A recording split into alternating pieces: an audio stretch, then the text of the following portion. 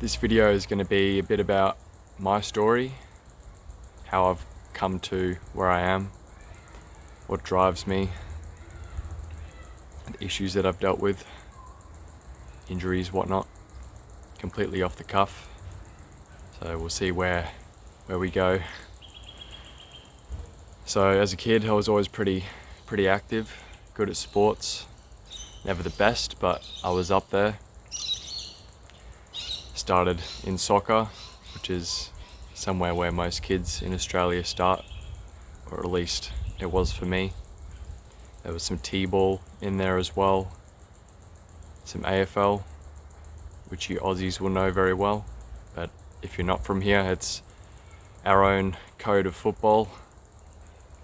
Pill-shaped ball, got 4 posts that you can score through.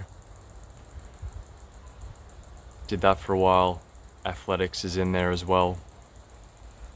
Pre-high school, cross-country running, all the school sports. It wasn't until late primary school, early high school, I developed some very extreme shin splints, excruciating pain, knee issues as well. I had a condition called Osgood-Schlatter. Hopefully I didn't butcher that too hard. But basically what you're told is that your muscles are outgrowing your connective tissue, particularly your patella tendon. So it just feels like the front of your knee and your kneecap is being torn to pieces basically.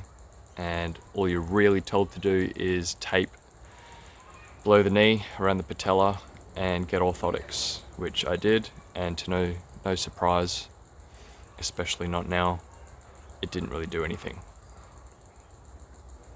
which was quite depressing. And I stopped all sport for a number of years, pretty much just gave up. I went from enjoying my sport and athletics in early high school to not enjoying it at all. If I did take part, it was purely just to see where I was at. I wasn't anywhere near the front, which was quite frustrating from an intrinsic point of view. Coming from a background of relative success. So yeah, running was painful and something I didn't think about. Jumping as well, all the high tension stuff. Most of my issues stemming from lower body weakness.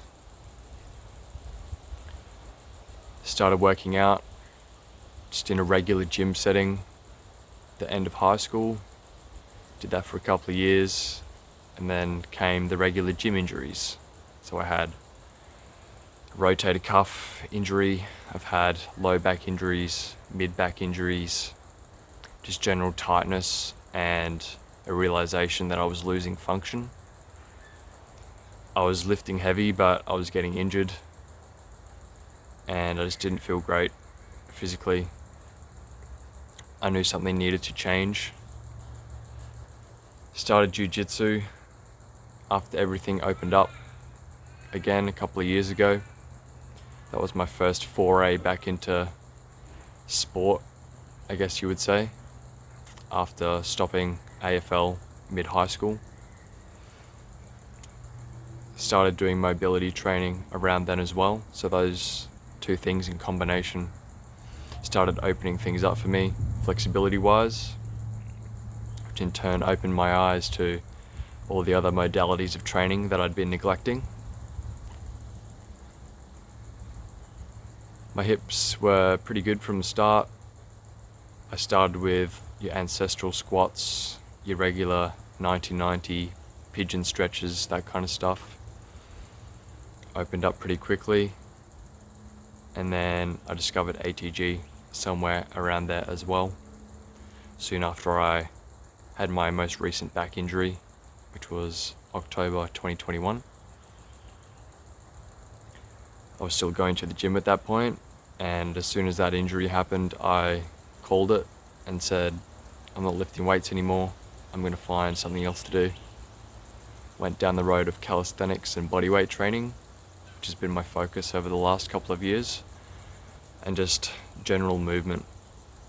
treating it more as a lifestyle and a daily practice rather than a chore and a training session. So the more I learned about ATG, the more I started incorporating it. The tib raises, the calf raises, the lower body stuff, which I struggled with most. Started getting some good results. For some reason I went away from it while increasing my running capacity, and lo and behold, my issues came back. I now know what the problem was and what to do, but it just goes to show that results are everything. Consistency as well.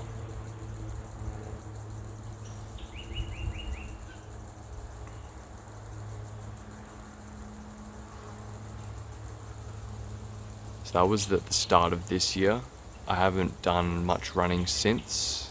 I just focus on jiu-jitsu and my ATG stuff. But I know for sure that if I was to take up running consistently for a triathlon or a marathon or something like that, that I have the tools at my disposal to fix any imbalances and weaknesses, stretch out the fascia, get the connective tissue tension tolerant, which is all it really is. I was too weak in the lower legs and the feet, which is causing my issues. A lot of calf tightness, shin pain. You'll know what I'm talking about if you've ever had shin splints. Not a fun place to be. I do a running session and a jumping session once a week, just to kind of test the waters. It's going well.